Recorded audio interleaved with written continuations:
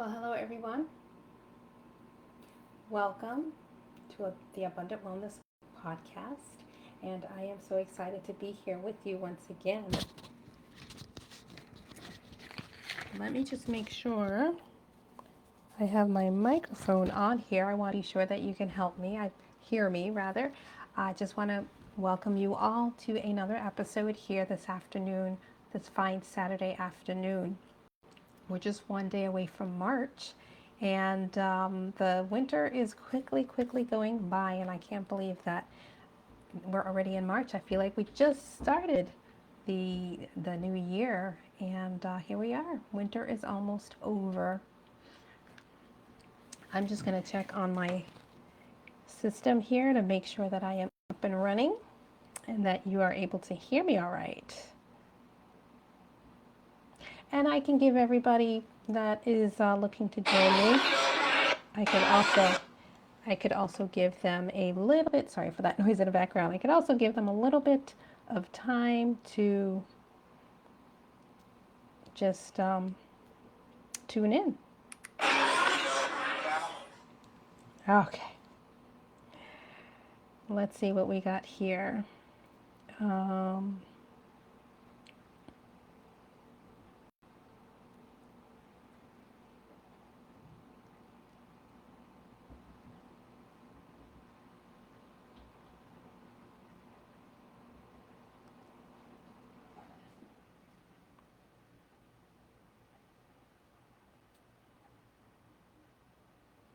all right. We are up and running and we are live.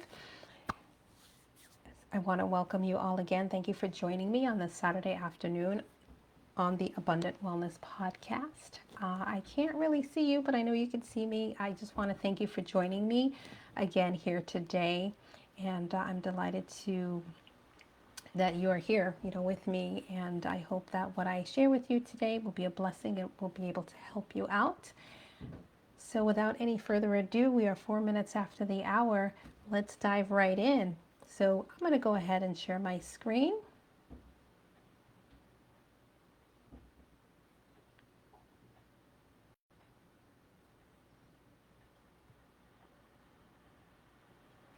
Okay, there we have it. Welcome to the Abundant Wellness Podcast. Abundant Wellness meets every second and fourth Saturday of the month at 3 p.m. Central Standard Time. I am located here in Texas, South Texas to be exact, very close to the Mexican border. And I know we've been hearing all these things happening in Mexico lately, but it's not affecting us directly. Everything is still pretty peaceful, just as much as it may be for you if you're further up north or maybe in another country altogether. So, but I am here in South Texas, Central Standard Time. Abundant Wellness is brought to you by me. I am Joanne McDermott. I am a board certified functional nutrition and lifestyle practitioner, and I am also a mental health coach. So I am always looking to treat people in a holistic manner, not only looking at physical symptoms, but also the mental and emotional and spiritual. And I am always looking to find the underlying root causes of your health challenges.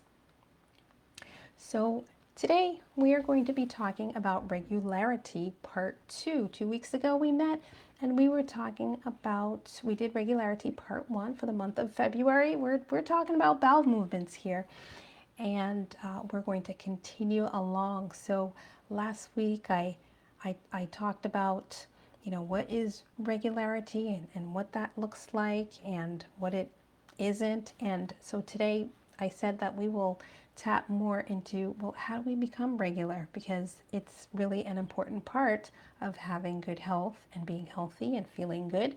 So how do I get regular? Well, I'm going to do a little bit of review, but let's get right into it. So what does it mean when you are not regular? Regular in what? What am I talking about? I am talking about regularity when it comes to going to the bathroom. How often are you going to the bathroom?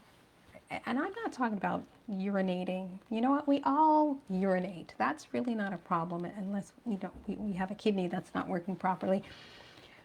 Uh, but but even if you don't drink water, you're not drinking, regular amount of water, you're still urinating at some point. So the urinating doesn't concern me as much. It's the bowel movements. We're eating every day. I talked the last time 2 weeks ago. I said if you're eating every day, you should be going to the bowel. You should be having a bowel movement. You should be going to the bathroom every day. But some of us, we're eating every day, but we're only having a bowel movement once a week, once every 7 days, or maybe twice within a 7 day period. That would not constitute to being regular. Being regular means that you are going to the bathroom every day, provided that you are eating every day. And then when you do go to the bathroom, what does your stool look like? I have to say, as a nutritionist, I study poop. I am looking at and I'm asking people, what does your stool look like in the toilet bowl? I don't know about you. I'm always looking at my stool in the toilet bowl. It might seem kind of gross and weird, but your stool can really say a lot about your health. So I want to explain to you this Bristol stool chart. It is a chart that goes from 1 to 7 and just a description of the different consistencies of your bowels. So looking at number 1, if when you go to the bathroom and your stools are coming out like small pellets, like rabbit pellets, it's hard, you're having a hard time getting it out, that would be an indication of constipation. Actually, numbers 1 and 2, maybe by the time you get to 2, it's not so much small pellets, maybe bigger pieces, but it's still very hard and it's still coming out in small pieces. But now, sometimes we experience the other end of the spectrum, number 7, where when your stools, your feces come out, it's completely liquid, a complete liquid, and we call that diarrhea. So we don't want it to be at either end of those spectrums. We don't want it to be constipation, and we do not want it to be watery diarrhea. We want it to be somewhere in the middle. So like a number 3 or number 4. You can see number 3 and 4 on there. So we want it to be formed. We want it to have some shape to it. But we want it to be gliding out pretty easily. You have stools like that, you're having a normal stool, a normal bowel movement, and it's an indication that things inside there are going okay, and the food that you're eating, it is agreeing with you. We also want to ensure that when we go wipe with the toilet paper, we want it to be a clean swipe. Now, I want to repeat that. We want it to be a clean swipe. So it's almost as if you wouldn't even need to use toilet paper at all, because you go to wipe and there's nothing there. That can actually happen, and that does happen. I could say that that's happened to me too. And that tells us that, again, what's going on inside there is good. It's healthy. Things are moving along as it should be. Because if by the time it comes out, it's kind of stuck on there, and it's messy, then maybe further up inside, things are not moving along and moving in, as they should be, and it could be an indication that there's still some little pieces or substances of stool that are still stuck in there in the colon itself. Because if it's not a clean swipe at the end, it's not moving along smoothly further up inside. So we really want to make sure that we have a good clean swipe, and that is going to tell us that, okay, we're good, things are happening the way they should. We do not want to be experiencing any constipation. I showed this cartoon the last time we met. It's a little bit of a play on words here. It says, this stool shall pass. The actual expression is, this too shall pass. What happens when we're constipated? We're sitting down on the toilet and the stool is not coming out. We can feel it there, we know it's there, but it's just not coming out. Sometimes it gets so hard, it feels like it's a brick coming out, and we're afraid, and it's painful, and this is when hemorrhoids can start to happen. We don't want that to happen. It's uncomfortable. And we just have tissue that's irritated and swollen, and it makes us afraid to want to go to the bathroom. This should not be the case. This doesn't have to be the case. This is not normal. We do not want to be experiencing that constipation. But we also do not want to be experiencing any diarrhea either. So what causes diarrhea to happen sometimes? Well, when we're eating the food, we chew it, mix it with our saliva.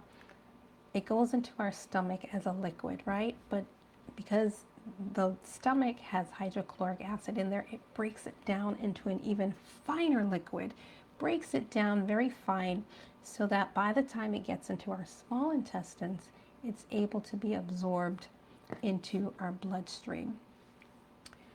And then whenever the body decides, wait, no, we're not going to have this be absorbed into our bloodstream because either it's poison, it's not healthy, the body's just rejecting it somehow, it'll go into our colon, and then eventually, it'll come out as a solid. But sometimes our feces is coming out like diarrhea, and that is primarily because the food is just passing through our system so fast from our stomach, from our mouth to our stomach, small into the large intestine, and then it's coming out. There isn't an opportunity for that digestion to take place. And when the stool ends up into the large intestines is taking out water. It's taking out some of that liquid, and so that it forms into a solid stool, right? Because remember, in your stomach it's liquids. It gets into your large intestines as a liquid.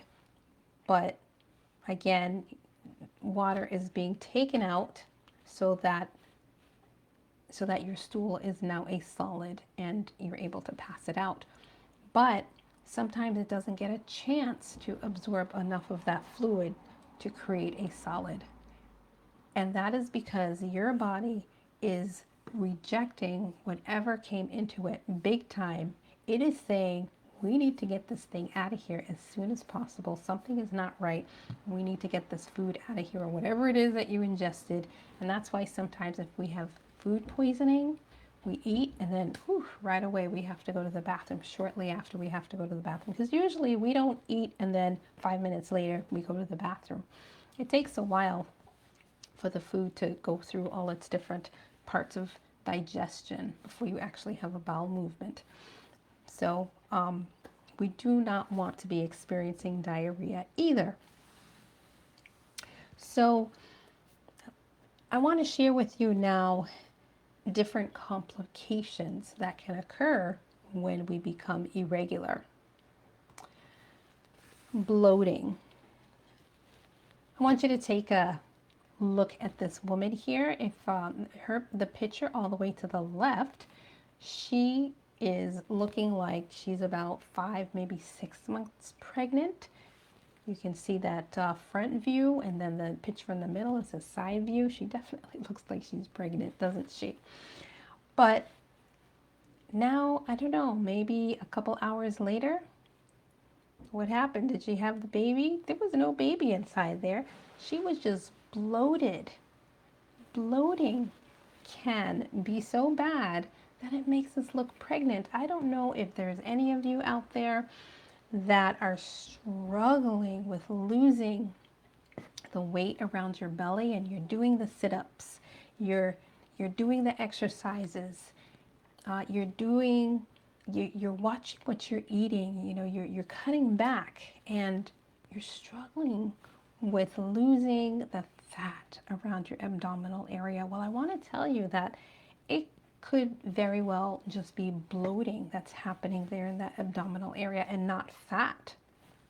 So something to just think about, to take into consideration. And bloating, when we have bloating, it's not necessarily associated with discomfort and pain and, gas pain. Sometimes bloating is just bloating. And it often occurs because we are eating something that our body does not agree with.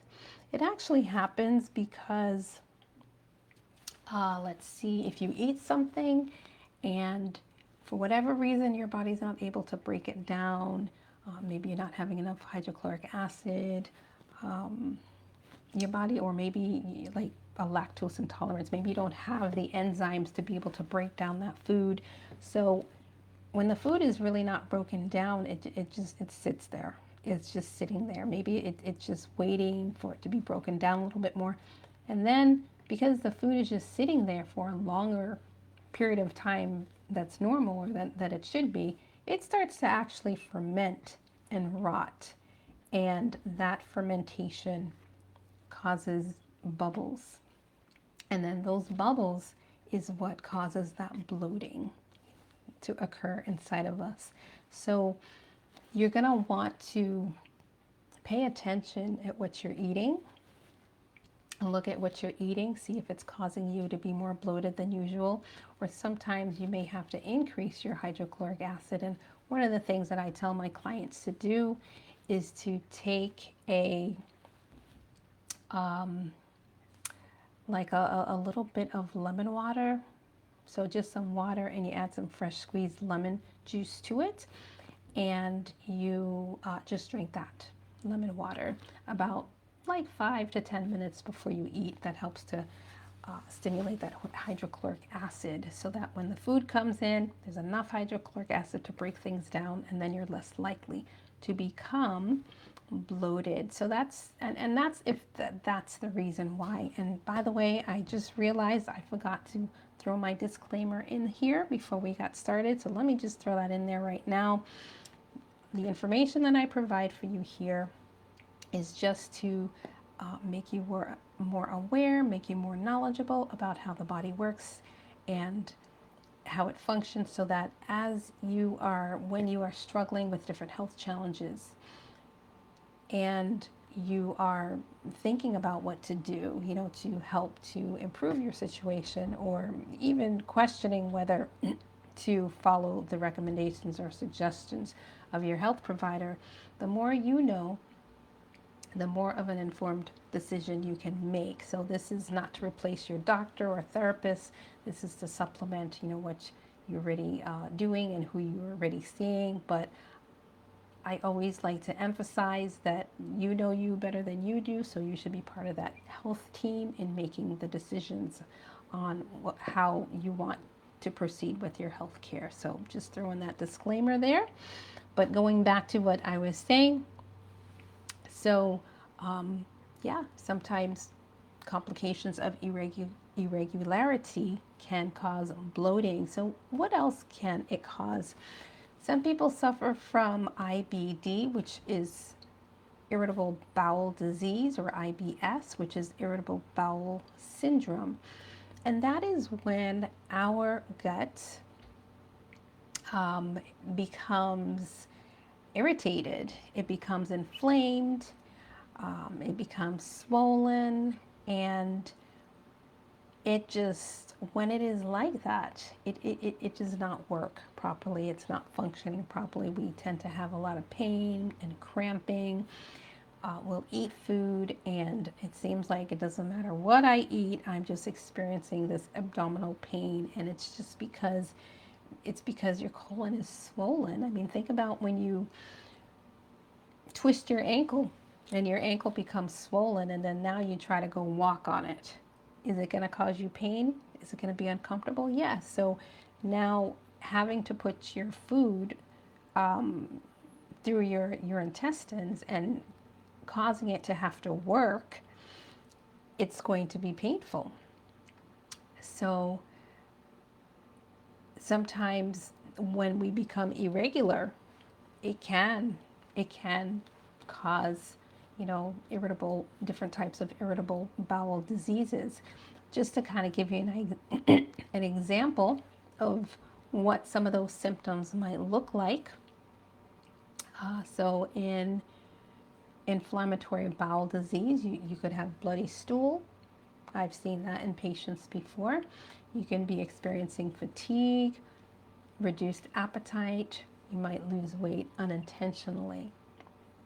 But both irritable bowel syndrome and irritable bowel disease, a lot of times they both have some abdominal pain or cramping or changes in your bowel movement. You go back and forth from diarrhea to constipation, diarrhea to constipation. And that is not comfortable. That is not fun. So we always want to do everything we can to encourage us to be regular and having good bowel health. Another complication of irregularity is something called leaky gut or leaky gut syndrome. You may have heard that term. You're wondering what it is? Allow me to explain what that is. So in our intestines, I'm thinking mainly about the small intestines. It has finger-like projections, and they call that villi. So I want you to picture a rug, a shaggy rug that has long shags, at the end of it. You know how there's rugs that are pretty smooth? It's almost like the floor, and then you have a rug that it's almost like it's hairy, it's shaggy, we call it. And those projections, it's projections like that exist in the small intestines. And they help to move the food along and move things along. And it also helps to get that food to go to the wall of the intestines, so that whatever it is that you ate and got broken down, it can now enter into the bloodstream. So this is the villi right here. Now, there's also what we call these tight gap junctions. So these tight junctions that are just very close together, very close to one another, as you can see here, and they stay very close together like that intentionally. We were built that way, so that only very, very, very small particles can pass through it and get into the bloodstream, because we don't want just anything to go inside of our bloodstream. Because once things get inside of our body, the insides of our body is very delicate. We don't want any bacteria or any kind of poison to get in there, because it can potentially make us sick and die from that. So the body's very selective and very careful about what passes through. Now, sometimes these junctions aren't so nice and tight anymore, as I'm showing with the arrow here. They get kind of wide. And then what happens is substances that should not be passing through, because whatever doesn't pass through goes into your colon and then eventually out of your body.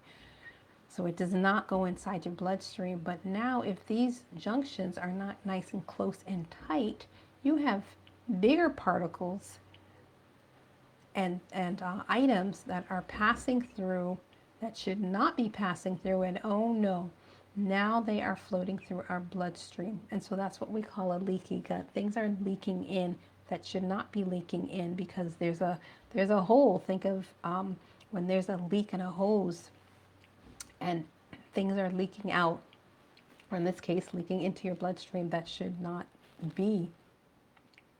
Now, as it's inside the bloodstream, the body does not recognize these substances, excuse me, and it wants to go and start attacking it.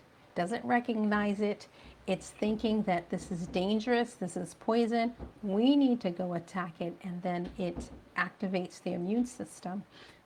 Sometimes the immune system ends up being overactive, overreacting, because it's constantly having to fight off these substances that are getting into the bloodstream, because every time you eat, those tight junctions aren't there. Stuff is getting in the bloodstream every day, all the time.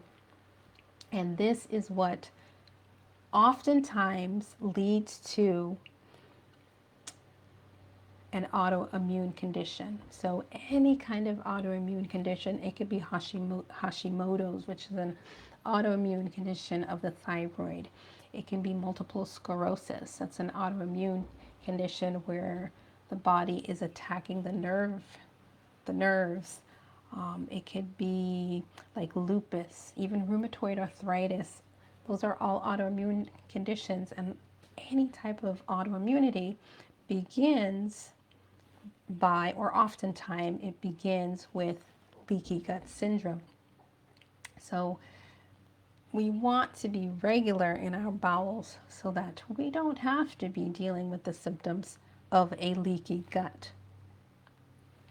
And I just wanted to give you an example of some of the symptoms that we might experience when we have leaky gut syndrome. So, of course, this doesn't mean I'm not doing any kind of diagnosis here. That doesn't mean that if you have these symptoms, you have leaky gut. I'm just saying that sometimes, in some cases, symptoms can be a result of some leaky gut happening. So again, substances are getting into the bloodstream that do not belong, and it causes autoimmunity. Some of the symptoms can be depression, anxiety, ADHD, or having skin conditions such as acne, eczema, psoriasis, thyroid issues, Hashimoto's, IBD, we talked about that, irritable bowel syndrome. You might be experiencing a lot of fatigue, and that has to do with your adrenal glands. Joints, I mentioned rheumatoid arthritis, fibromyalgia. There's a lot of people suffering from fibromyalgia, and the doctors can't really say what is actually causing it. And it may very well be some leaky gut that's going on there. Maybe you are experiencing headaches, or you are having frequent colds, or some food sensitivities. So leaky gut, a lot of times it occurs as a result of something that we're eating. It doesn't agree with us. We have an intolerance or allergy to it, and our body is going to react in a certain way. Just like if you are allergic to poison ivy and you touch it, what happens? Your skin starts to break out, starts to get really raw. You know, sometimes it can even get painful. Well, leaky gut is your intestines getting irritated, but on the inside you don't see it, so it's hard to visualize it and imagine it. But we do get swelling and irritation of our organs, and just the insides parts of our body. It does get irritated, it does get inflamed. We can't see it, but we can feel the symptoms of it. Not fun. So why don't we talk about how does one become regular? We talked about what irregularity is, what it looks like, complications that can result from it. Doesn't sound fun. Let's dive in now on how do I become regular so I don't have to experience any of those things. Well, first thing you want to do is increase your fiber. You want to be sure that every time you eat a meal, there is some kind of fiber that is included in that meal. So what is fiber? Fiber is basically any plant-based food. So what would that be? Number one and two, your fruits and your vegetables, right? Any plant-based, anything that grows. So it's your fruits, your vegetables, it's even your legumes or your beans, your nuts, and even your grains like brown rice or let's see, quinoa, or even wheat. But some people might have a little allergy to the gluten, so it can cause some issues. But there's other grains that are not gluten, so your brown rice, and what else? I had mentioned the quinoa, buckwheat, things like that are grains. So any plant-based item is a fiber. Now I want to point out to you that there are two types of fiber. There's the soluble fiber and the insoluble fiber. You want to be sure that you're getting both soluble and insoluble fiber. So the soluble fiber is a type of fiber that dissolves in water, and then it it um it kind of cools and sets, and resulting in forming a gel-like substance. And this is all of this is happening in the digestive tract. So to just kind of give you an example, or give you something to see visually, I want you to imagine Jello. When you are first making that Jello, it's like a powder, and you put it in water, and it dissolves in that water, and it's just all a liquid. So that's kind of what happens in our bodies, right? We eat the food, starts off as a solid, we chew it, it breaks down, and it's a liquid. But some of that fiber that we've eaten is breaking down into that liquid, but then after a while kind of turns into somewhat of a solid, but it's very soft, it's very slippery, just like Jello. That is your soluble fiber. Foods that are really high in that soluble fiber is fruits, particularly your citrus fruits, so your oranges, your grapefruit, but even apples have that soluble fiber in it. That's why those fruits are said to have pectin in it. Pectin is that substance that we use when we're making jam. It makes that liquid substance turn thick, and it looks like a jello. So that is what soluble fiber is. And I want you to visualize if you had a tube and you had to squeeze out some pectin, or you had to squeeze out the jello, it would kind of come out smoothly, wouldn't it? So this is a picture of glue being squeezed out. So when I think of that glue, I think of that jello, I think of that soluble fiber, and it's coming out pretty easily, right? It's not, it doesn't seem to be obstructed, because it's slippery, it's slimy, but it's also kind of soft.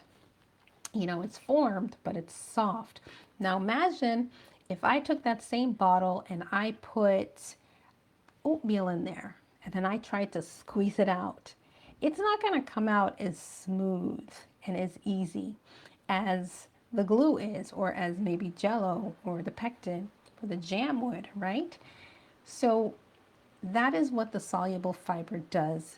It helps your food to form into that type of gel, so that as it's passing through the gut, the small intestines, the large intestines, it can slide through more easily.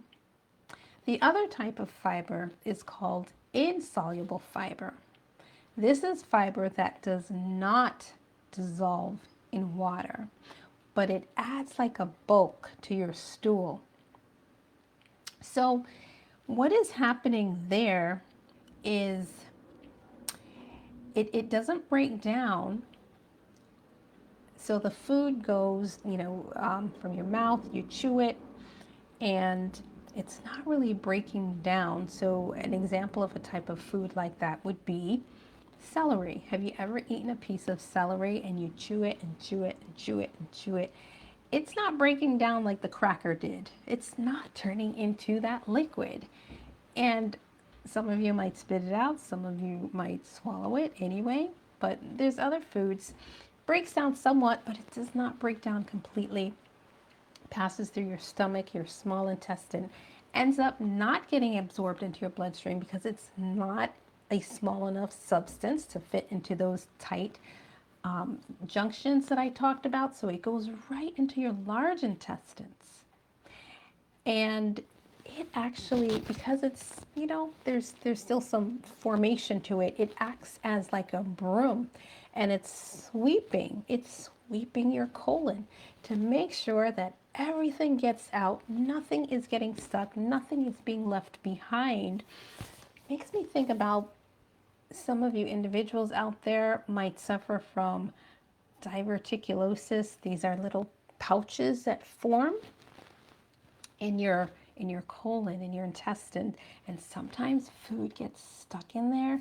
A lot of times, maybe little small seeds, like the seeds of a tomato. And so the doctor might tell you, okay, you don't eat any small seeds because they can get stuck in those pouches. We tend to, when we're eating, we tend to not chew those well. I would say that if you're eating foods that is an insoluble fiber, I bet it can help to make sure that any of those smaller particles or anything that wasn't fully broken down and digested will get out of your colon and not stay in there, because you know what happens when food gets trapped in there and it stays in there? It starts to rot. Then it starts to cause inflammation inside your gut there, inside your intestines, which leads to pain. And it can be very painful for some of you that have experienced that. So, what a good thing to ensure that we're also eating foods that are insoluble. So we definitely want both. The two work together hand in hand. They kind of have a little bit of a separate, a different purpose, but well, a different way in which they work, but the same purpose is to get the food to be moving along in those stools so nothing is left behind. And that is what helps us to have a clean swipe. We also want to ensure that we are drinking water. Water does wonders to encourage good, regular bowel movements. Water helps to soften our stools a little bit. Remember, I was telling you earlier about that constipation? Sometimes when so much time, so many days has gone by without having that bowel movement, it starts to get really hard inside there. And you know how that feels. You do not want to be pushing it out. It can cause hemorrhoids. It's painful. So to help to keep the stool nice and soft, I mean, we don't want it to be overly soft that it's almost like diarrhea. We want it to be formed, but we don't want it to be like a hard brick. And the water helps to make those stools nice and soft so that it can pass through with ease. And that's only going to happen when we are properly hydrated, when we are drinking enough water. That water also helps to lubricate that whole digestive tract. So imagine, do you remember actually going to a store and maybe they mopped the floor. Maybe there was a spill there and they had to mop it up. And then what do? They put those little stands, they're signs that go on the floor, and it says caution wet floor. Because what happens when we walk on a floor that's wet? What can potentially happen? It's happened to me once before.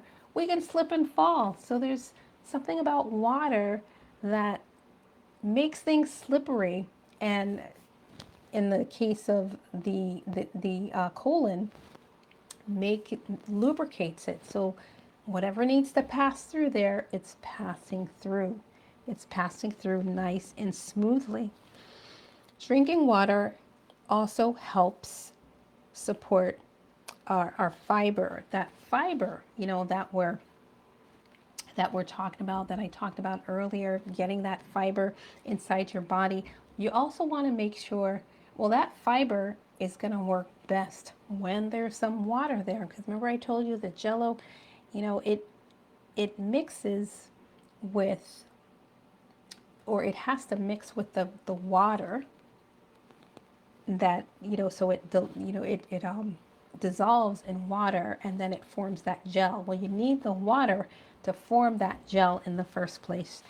Again, just thinking about how Jello is made. If you put the powder inside the bowl, but you never add any water, you're never going to get that gel. It's just going to be like a solid still.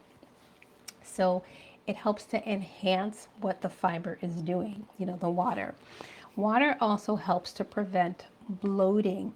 When we are dehydrating, it just slows down digestion in general as a whole. So we don't want our digestion to be slowed down Because when food is inside the colon and it sits there and it stays there and it's not moving along, what happens? The food starts to rot, it starts to ferment, and then that could cause bloating, but it can also create some irritation and then swelling, which results in pain. We want the food to be moving along the way it's supposed to at the right time that it's supposed to, and drinking water will help to reduce that from happening. And of course, finally, the water also helps to promote digestion, because digestion happens. Digestion is basically, if I was to define it, it's the breaking down of our food. What helps to break down our food? It's all of these different body fluids. It's the saliva that's in our mouth. It's the hydrochloric acid that's in our stomach. It's also the enzymes that's in our saliva, or pancreas secretes saliva, the bile, and our gallbladder that came from our liver. Those are all liquids. So for your body to be able to make these bodily fluids, it has to be getting in some type of fluid. So the water is going to help supply those digestive juices, digestive enzymes to help to break down your food. And it could be moving along the way it's supposed to. So what else is going to help encourage regularity? So food is passing along our gut as it's supposed to. Exercise. Exercise is very important, very helpful. Now, when the food is passing through our gut, so whether it's our small intestines or large intestines, the intestines are actually contracting, releasing and contracting. This is called peristalsis. And it's just really muscles. It's the muscles of the gut that is contracting and releasing. Now, what do we know about muscles and building strong muscles? To be able to lift more weight, or to be able to lift in general, or to be able to walk, to be able to do squats, just to not be weak, we exercise. As we're doing these exercises, it strengthens our arm muscles, it strengthens our leg muscles. Well, exercise also will help to strengthen your gut muscles, because it's a muscle. It's a muscle that's contracting and releasing. So exercise does a very good job in helping to promote that peristalsis to happen, and as a result, having good activity that's happening inside your gut and helping to keep you regular. I don't know about you, but I would notice that when I'd have to go to the bathroom, well, this is more when I have to urinate, but anyway, it's all kind of close in that same area, the abdominal area. We have our gut, we have the bladder, and the tube where the urine comes out. But I would find that when I have to go to the bathroom really bad, one of the things that helps me to be able to control it is movement. So if I start doing something like jumping jacks, just some kind of form of exercise, that strong urge to urinate just goes away instantly. It's pretty amazing. But the minute I stop doing that exercise, well, I'm okay for maybe a minute, and then that strong urge comes back again. I could even remember when I went to the gym, I was going to my class, my exercise class, and I kind of had to go to the bathroom, and I said, man, I should really go to the bathroom because before my class, because I'm afraid I don't want to be right in the middle of doing the exercise routine and having to run to the bathroom. And anyway, I didn't go to the bathroom because I didn't feel like I had enough time, and I didn't want to miss my full exercise routine. So I just went and I did the class. And do you know, the urge went away, just went away completely. That exercise routine is about 45 minutes. I did not have an urge to go to the bathroom for that entire 45 minutes. But the minute I stopped, maybe about a minute after, bam, that urge came again. So I think it's something about the engaging of the muscles, it just strengthens those muscles.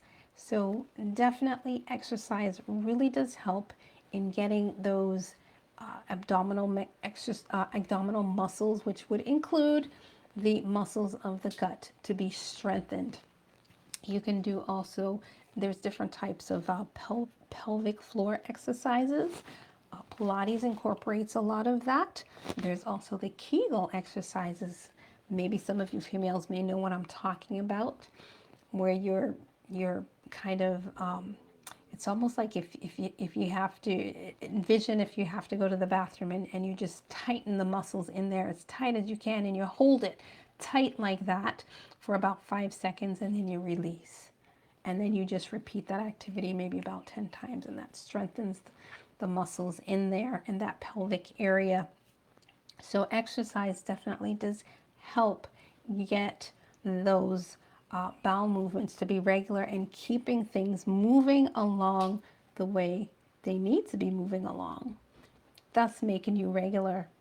Serotonin. Serotonin is a wonderful hormone that your body produces. It is known as the happy hormone. It is what boosts your mood. And we get that serotonin by being exposed to sunlight. So if you got the shades closed in your house, open up those shades, or better yet, go outside, especially that first morning sunshine. You will get the best dose of serotonin. Serotonin, it helps us to sleep better at night, but it also helps to regulate what we call motility. Motility is the action of the peristalsis. It's the movement of whatever is in your gut to happen, to be moving along. So serotonin, that hormone in and of itself, regulates peristalsis. It regulates motility, and so, which in turn helps you to become regular. And so it regulates regularity. It helps you to have those regular bowel movements because things are moving along. And of course, you also want to ensure that you have a healthy gut. Do you remember how to have a healthy gut? You know, when I say a healthy gut, it's not swollen, there's no irritation, there's no sores there. But ultimately, what makes that a healthy gut healthy is the flora. When I say the flora, I'm talking about, they also call it the microbiome. It is the bacteria that's inside your gut. Your gut has trillions and trillions of bacteria inside of it, and it's supposed to be that way. And when it has that, you have a healthy gut. Now, there is good bacteria and bad bacteria that is inside the gut, but there's definitely a whole lot more of the good bacteria than the bad bacteria. That bacteria also plays a part in helping to break down foods so that it can be absorbed into your bloodstream and you can get the nutrients that you do. Now, I don't know about you, but I would ask myself the question, why do we have bad bacteria? That bacteria is bad. Why do we have it? Well, remember, you always have more of the good than you do of the bad. But what that bad does sometimes is it helps to destroy any harmful substance that might make its way past your mouth and into your stomach. It's harmful to your body, so your body is always going to be looking and thinking to destroy it. So sometimes if that bad bacteria is seeing some other pathogen that's coming in, it will try to destroy it. It's saying, hey, we don't want anybody to come in here and try to compete with the food that we're trying to eat, so we're going to zap you and get rid of you. So, you know, and as bad as the bad bacteria is, it's not as bad as that other pathogen that might come into you. So it does serve a little purpose, but sometimes that gut flora can be off a little bit, and then we start having more of the bad bacteria than the good, and then that's when we start to run into candida and yeast infections. So we always want to make sure that there's much more good than there is bad, and we can help our bodies to be able to get more of that good bacteria by certain foods.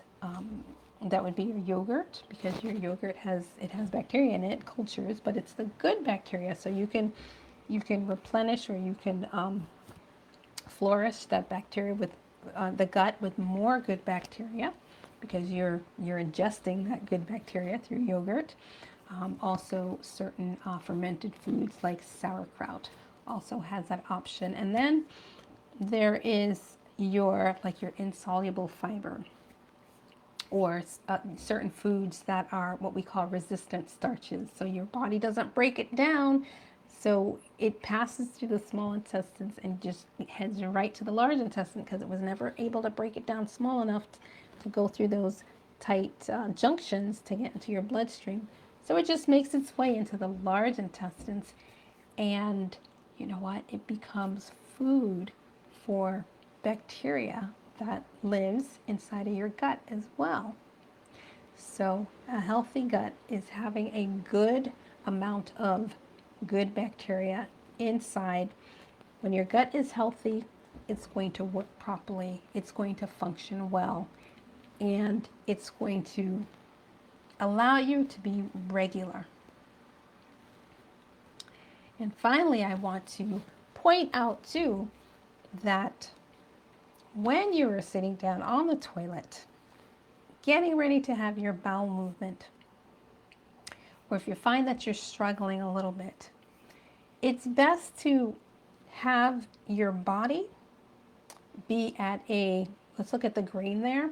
We want it to be at a 35-degree angle. So if you're looking his thighs and his back, it's creating a 35-degree angle. It is not creating a 90-degree angle. So the legs are sitting, or the thighs are sitting flat, or in line with the toilet seat, while the back is against the toilet seat. It's good for the back to be leaning forward slightly, and then the legs up a little bit. As you can see in the picture there, when you're in that 35-degree angle, then it opens up the rectum, and so making it easier for the stool to pass through it. So sometimes people purchase something called a squatty potty, which is, it's basically just a stool. I mean, it could really be anything. It could be a box, and just put it under your feet when you are on the toilet having your bowel movement. It's just going to make things pass a little bit more smoothly and easily. If you find that you're constipated, you can also add this to one of the things that you try, along with the water and the fiber that we spoke about earlier. So that is what I have for you today. I hope this helps you. We do want to be regular. It's so important to our health, and it's just going to make us feel better.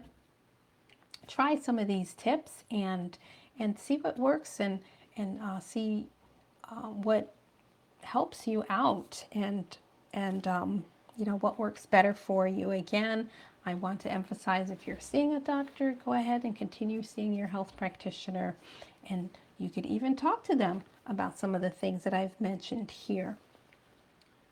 But I want to thank you for joining me on another Saturday afternoon at the Abundant Wellness Podcast. To remind you, we meet every second and fourth Saturday of the month at 3 p.m. Central Standard Time. I would like to invite you to take a look at my website, journeytoabundantwellness.com. And if you're not computer savvy, you can go ahead and give me a call and leave a text, ask any questions that you may have. I do offer some free consultations. If you feel like you've been struggling with a situation, whether it's something that I've mentioned in my past podcast, or maybe something that is different, and you just really are looking for some answers, or really looking for some guidance, I'd love to be able to see what I can do to help you out. If you go to my website, there should also be a link there. Just scroll down where you can schedule a free consultation with me. Otherwise, I just want to thank you again for joining me, for being with me again this beautiful Saturday. I have a beautiful Saturday afternoon. It's kind of warm and it's very sunny.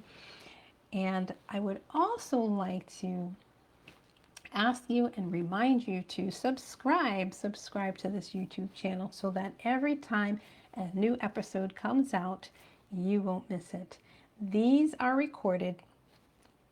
It will always be on my Facebook here, but it's also on my YouTube channel, and you can access that from the website as well.